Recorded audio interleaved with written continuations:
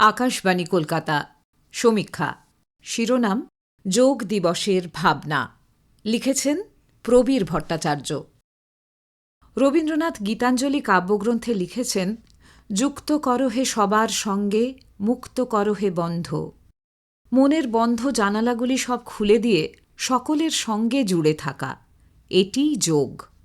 যোগ শব্দের সঙ্গে তাই যোগাযোগ এই শব্দটির ঘনিষ্ঠতা আছে, তা বলাই যায়। মানুষের সঙ্গে মানুষের, মানুষের সঙ্গে প্রকৃতির, মানুষের সঙ্গে পরমা প্রকৃতির, সকলের সঙ্গে এই মিলেমিশে থাকার যে আনন্দ, তাই মানুষকে শান্তি আর ঈশ্বর অনুভূতি এনে দেয়। এর ফলে জীবনের কোনো অপ্রাপ্তি থাকে না, কোনো দুঃখবোধও থাকে না। অনেকেই বলে থাকেন ভালো নেই। এই ভালো থাকা বা না থাকার মধ্যে একটা মনের সম্পর্ক রয়েছে। শরীরের অঙ্গপ্রত্যঙ্গগুলো যেমন সচল রাখতে নিয়মিত শরীর চর্চা করতে হয়, তেমনি মনের সুস্থতার জন্যও তাকে নিয়মিত চালনা করতে হয়।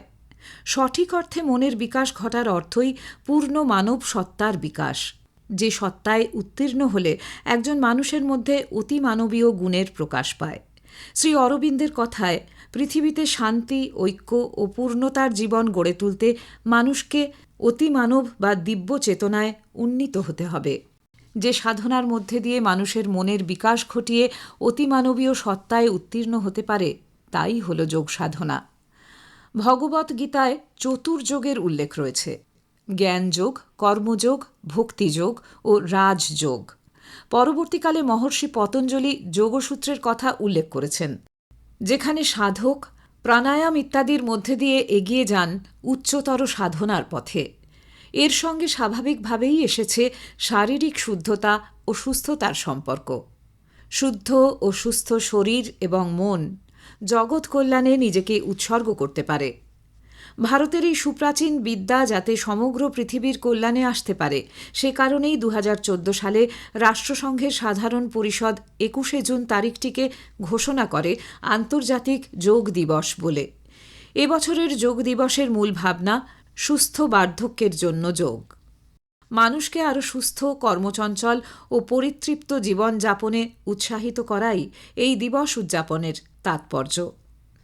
যোগ অভ্যাসের জন্য যে ভঙ্গিমায় শরীরকে রাখলে শরীর ও মন স্থির থাকে অথচ কোনো কষ্ট থাকে না, তাকে যোগাসন বা আসন বলে। পতঞ্জলি যোগসূত্রে 8টি অঙ্গকে যোগের সংজ্ঞায় নির্ধারিত করেছেন। এগুলি হল যম, নিয়ম, আসন, প্রাণায়াম, প্রত্যাহার, ধারণা, ধ্যান ও সমাধি। এখানে যম কথাটির যথার্থ অর্থ সংযম। মহর্ষি যমকে 5টি প্রকারভেদে ভাগ করেছেন: অহিংসা, সত্য, অস্তেয় অর্থাৎ চুরি না করা, ব্রহ্মচর্য এবং অপরিগ্রহ অর্থাৎ লোভ না করা। অষ্টাঙ্গের প্রতিটি অঙ্গের মহর্ষি বিস্তারিত ব্যাখ্যা করেছেন। এর সঠিক অনুশীলন হলে হিংসা ও ক্রোধ শূন্য একটি নির্মল পৃথিবী আমরা গড়ে তুলতে পারব। জীবনের বেশিরভাগ সমস্যার গভীরে রয়েছে মানসিক অস্থিরতা। দৈনিক যোগাভ্যাস মানুষকে সুস্থ ও সবল মনের অধিকারী করে তুলবে। সকলের সঙ্গে মিলেমিশে থাকার যে আনন্দ, তা যোগাভ্যাসের মধ্যে দিয়েই গড়ে ওঠে। রবীন্দ্রনাথ শ্যামলী কাব্যগ্রন্থে আমি কবিতার মধ্য দিয়ে যে অন্তরস্থ শক্তিকে জাগরিত করার কথা বলেছেন, একমাত্র যোগ চর্চার মধ্যে দিয়েই সেই শক্তির প্রকাশ ঘটে। তাই আসুন, জীবনকে সুস্থ, সবল ও নিত্য আনন্দময় করে তুলতে যোগাভ্যাস শুরু করি। সমীক্ষা শেষ হল। এটি লিখেছেন প্রবীর ভট্টাচার্য।